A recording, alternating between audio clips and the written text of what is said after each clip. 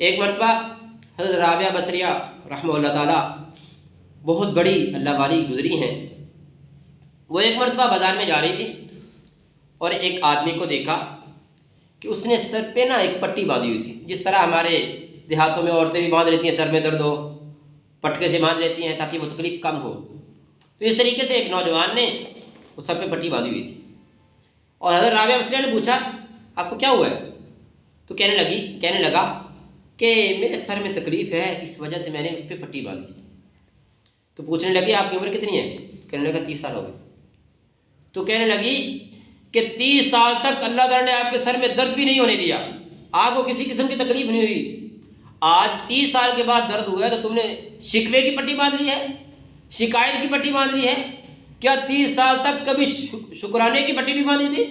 اللہ تعالیٰ کا شکر بھی ادا کیا تھا؟ تو اس وقت تو نہیں کیا، لیکن آج جب اللہ تعالیٰ نے تھوڑی سی آزمائش بھیجی ہے تو کیا کرنے، شکوے کی پٹی باندھ کے پھر رہے ہو۔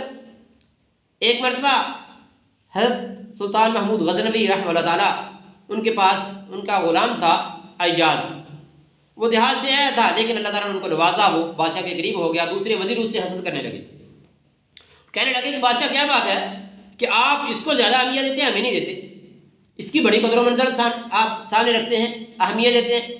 بادشاہ نے کہا کسی وقت بتاؤں گا۔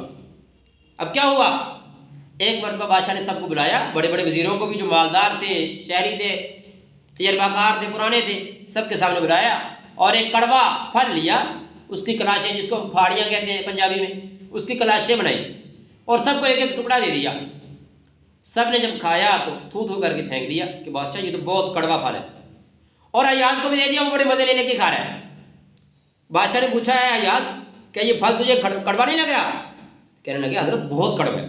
تو کہنے لگے پھر اتنے مزے سے کھا کیوں رہے ہو؟